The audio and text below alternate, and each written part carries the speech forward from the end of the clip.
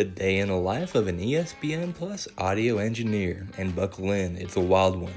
I'm Ty Coulter, and this is what I did last Friday. Left my apartment sometime around 6:45 a.m., made my way over to the beach volleyball courts, get ready for our beach volleyball games. A unique part of our annual beach volleyball broadcast is that we have to use our truck beds as our camera platforms, as you'll see here. Beautiful day at the court. Here's the camera, and up here next will be our little wireless microphone setup so we can get the nice sound from off the court.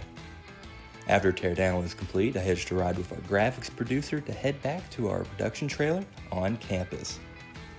Due to it being early on a school day, we did not have a full crew for the full broadcast, which meant I had to work both replay and audio for the first part of the broadcast. Here I am, getting some highlights from the previous day of action.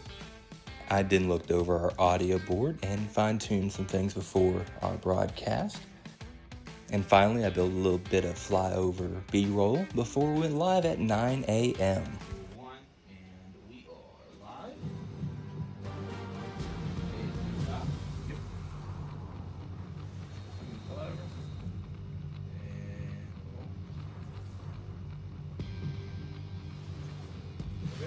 We're set for day 2 of the North Alabama Senior Weekend Bash.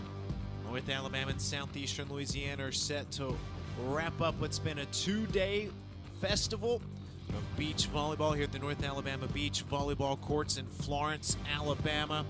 Benjamin Ray and Tristan Johnson on the call for this one today. The two's already underway.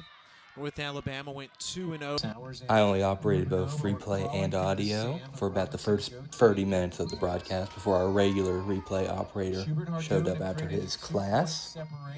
This gave me the rest of the broadcast to ensure both our announcers and our 2 crowd mics sounded good.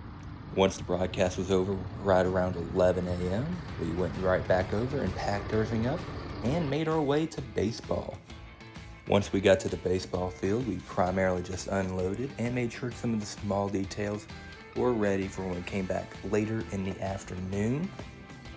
This meant we had a good few hour break for lunch, and also meant I could take a little break and go help out a class project, which led to this ominous looking selfie as we filmed a cold open for a class project. At about 4 o'clock, I made my way back over to baseball with a quick stop at Chick-fil-A on the way.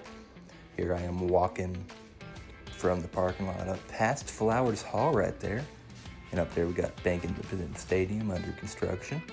See it there, right in perfect view from our production trailer. After checking to see everything was still the way it was in the trailer, I made my way out to the baseball field to go set up some of my wireless crowd mics, usually placed behind our home plate. After that, I made my way back to the trailer to look over our production notes for our first ever baseball pregame show that we broadcast on all of our social media accounts. And about an hour before first pitch, it went live. All right, I'll count you down. Ready? We're coming back in 5, 4, 3, 2, 1. We're back. It's Around the Diamond, a pregame show edition. Benjamin Ray, Grant Wakefield, Chase Glover, Byron Neese, Brian Neese in the house for big Atlantic Sun Series. North Alabama and Lipscomb, a 3-game set. The Lions in first place alone in the Atlantic Sun standings. First time in Division I history the Lions have been at first place this point in the season. And guys, let's talk about how North Alabama... Once that was wrapped up, we kind of just sat around and waited another 30 minutes before the start of our broadcast on ESPN Plus as we took on Lipscomb for a Friday night matchup. 10 seconds. 9, 8, 7, 6, 5, 4, 3, 2, 1.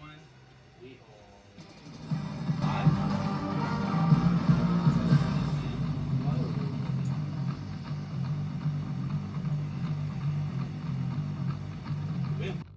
There's no better place to be on a Friday night than in Florence, Alabama. We're on the campus of the University of North Alabama. We welcome you to Mike D. Lane Field at Bank Independence Stadium, where we open up the second half of Atlantic Sun play. It's the North Alabama Lions welcoming in the Lipscomb Bison for the second series between these two Gold Division foes this season. This is Atlantic Sun Baseball on ESPN+.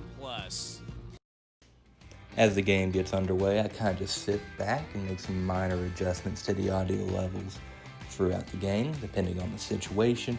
Always got to make sure you can hear the bat hitting the ball and hearing a little bit of the umpire make his calls. But overall, I just sit and wait and be prepared to make the right audio adjustments for when the big moments happen. But he does have an 8-game hit streak at the moment. Fly ball, shallow right field. Steloganis is there.